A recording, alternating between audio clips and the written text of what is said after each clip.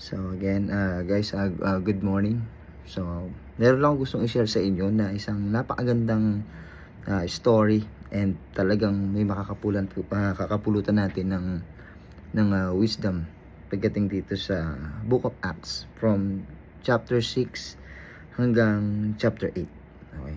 So, makikita natin dito sa chapter 6 from verse 1 to 7. Nagkaroon po ng problem yung church dahil nane-neglect yung mga widows, dahil hindi na sila masyadong naasikaso. So mapapansin natin dito that the church chose yung mga seven na with good reputation para mapatuloy po yung ministeryo ng church. They cannot afford na mag-serve lang or tulungan lang yung mga widow and then kalimutan na po yung number one ministry is to preach the word of God. Okay? So, kinagandahan po no, nakapili po sila ng 7 na may malakas sa pananampalataya, merong committed, or they really support the ministry. And then, because of that, mas lalo pong tumindi po yung kanila pong gawain at naipalaganap pa nila ng husto yung salita ng Diyos without sacrificing yung ministry din nila to assist yung mga widows or widower. Ngayon, pagdating naman sa verse 8 to 15, dito naman po makikita natin na si Stephen, one of the 7 chosen na pinili po ng church or ng mga apostol to support the ministry. Meron po siyang nagawang matitindi o magagandang mirakulo, and then many people amazed dun sa mga nagawa po ni Stephen. But because of that, though marami po siyang great wonders and miracles na nakita po o nagawa niya sa mga tao because of his faith and his ministry to the Word of God, to the Lord Jesus Christ, may mga tao pa rin na nag-against dun sa kanya pong itinuturo, and people accused him of blasphemy. Alam naman natin, ang tinuturo po ni Stephen is no other than the Lord Jesus Christ. Kung ano po yung nagawa ng Panginoong Jesus, ano po yung kaligtasang naidulot po ng Panginoong Jesus ng pagparito niya po rito sa mundo. So, kinakailangan ng mga tao po ay tanggapin siya bilang tagapagligtas, no? Pero minasama ito ng mga tao. They turn those speeches or preaching na blasphemy, na tumatalima o nagtitake against sa katuruan po nila about the old teachings about Moses. So, ang ginawa po ng mga tao, mas hinikayat pa nila yung ibang mga tao na magalit sa kanya, and they also set up false witnesses, no? Pagdating natin sa sa chapter 7 from verse 1 to 53, dito po natin naman makikita na si Stephen or nagkaroon po ng isang preaching o isang abang preaching patungkol sa istorya po ni Abraham, papunta kay Isaac, papunta kay Jacob, hanggang sa papunta po kay Moses. So inelaborate niya doon na hindi niya nakakalimutan yung kwento o yung history or yung pinangangalagaan nilang doktrina. So hindi niya sinisira. So, doon pinapaliwanag niya na hindi blasphemy yung tinuturo niya. Bagkus ito'y parte ng plano ng Diyos o kagustuhan ng Diyos na kailangan gawin din naman ng mga tao nung panahon na panahon na yon. Kasi kung isipin natin, that's contemporary. Yun yung panahon nila, yun yung latest. Kumbaga, noon, ang pinapaniwalaan nila is the doctrine of Moses. Pero pagdating dito, latest na yung si Lord Jesus Christ ay namatay, muling nabuhay at umakyat po sa langit. So, yun yung pinipreach nila, yung resurrection of the Lord Jesus Christ. Ngayon, pagdating sa verse 54, when the people heard Stephen's speech, the people was offended. So, instead of yung mga tao ay ma-amazed doon sa kwento, pag ang tao talaga matigas ang puso, kahit tama yung sinasabi, na-offend pa rin sila. Okay? So, instead of realizing na itong si Stephen, hindi po siya against dun sa tinuturo ng mga nauna. Okay? So, may mga nauna na kasi na nagtuturo.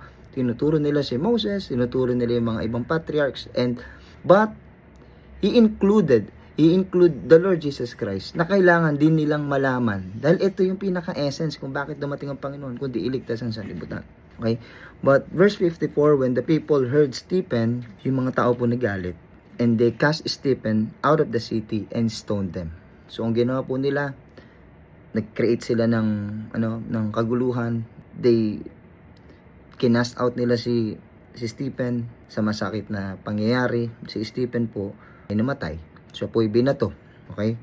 Ngayon, pagdating sa verse 8, verse 1 to 3, Saul consented the death of Stephen. Imagine itong si Saul. Ano meron dito kay Saul? Saul, siya po ay nag-consent sa mga tao na pwede niyong patayin itong si Stephen. So, great persecution came upon the church in Jerusalem. So, dito na pumasok, dumi na may persecute naman na. Meron na talagang mga tao na pinapersecute. Nagsimula pa yan kay Peter and John. Dahil sa, kung babasahin natin pabalik, from Acts chapter 4, si John and Peter, nakaranas na po sila ng persecution dahil dun sa council. Pero pagdating dito sa verse 1 ng chapter 8, okay? 8 chapter 1 verse to 3. Dito na mas tumindi yung persecution because of someone who consented the death of Stephen. So, yung nag-angat po ng matinding persecution. Kaya yung church sa Jerusalem, nagkalabo-labo na, nagtakbuhan sila, nag-alisan sila sa mga tirahan nila. Bakit kanyo? Etong si Saul, siya po yung nag-create ng kaguluhan sa church. Sila yung pumapasok sa mga bahay, pinapasakitan, pinapahirapan, tinotorture yung mga babae, yung mga lalaki, at kinukulong po sila. Kaya pagdating sa verse 4 to 8, no? Though they were scattered abroad. Ito yung essence, no? Though they were scattered abroad. Imagine mo, nagkagulo-gulo na sila napunta na sa iba-ibang lugar. Kung sa atin yon, siyempre titigil na tayo kasi nakakatakot Yung iba nawala na ng gana, yung iba na natakot na, hindi na motivated. Pero dito pag nabasa po natin from verse to 8, verse 4, Acts chapter 8 verse 48, ito yung kwento ni Philip kung saan nung napunta po siya sa Samaria, hindi po siya nag-stop.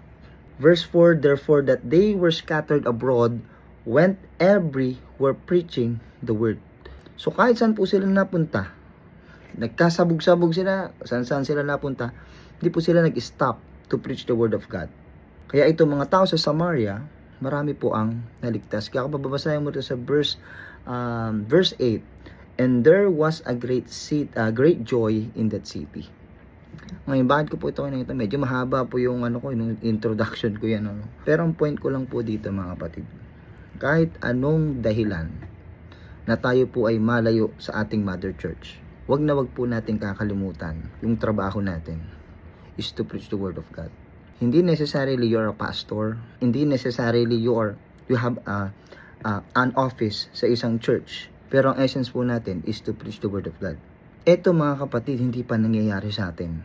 I know you have your church, you love your church, you love your members, you love your brothers and sisters, pero pag dumating po ang pagkakataon na tayo po ay magkaroon ng matinding trahedya o matinding challenge pagdating sa ating pananambahan, hanggang kailan po kaya tayo mananatiling tapat sa paglilingkod?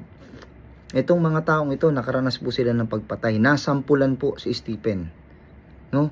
Hindi ko tinatanggal yung pagkamatay po ng Panginoong Jesus. No? So yun po yung una, and then the rest, sunod-sunod na po yung persecution sa mga member ng church. But instead of stopping, they still continue to preach the word of God. And sana mga kapatid, dito sa kwento na ito, sana po magkaroon ng diin itong istorya na wag sana tayong panghinaan ng loob. Kundi, kung mababasa po natin sa Acts chapter 4 hanggang 5, nung natakot po si Peter and John in preaching the word of God dahil nasampulan din sila na sila po ay dakpin ng council at usigin, walang tao pong hindi matatakot. Kahit sila po ng mga apostol, kahit sila pong mga nauna po sa atin, natakot po sila. Kaya kung sasabihin natin na pag tayo na sa piling ng Diyos, hindi na tayo matatakot po tayo. Pero, hindi yung takot na yon yung magiging dahilan para mag-stop tayo. Kundi yung takot na yon is part of our service sa Panginoon na hanggat nasa Panginoon tayo, nasa Panginoon po tayo at naglilingkod, we still be able to pray at bigyan po tayo ng Panginoon ng encouragement. And those encouragement ay manggagaling po sa mga kapatid din po natin sa pananampalataya. Kaya makita po natin dyan sa chapter 4 and 5, nagpray po sila ng isang matinding panalangin na sila po ay ma-encourage at magpatuloy. So, yun lamang po. Bye-bye po. Salamat. Bye. Good morning.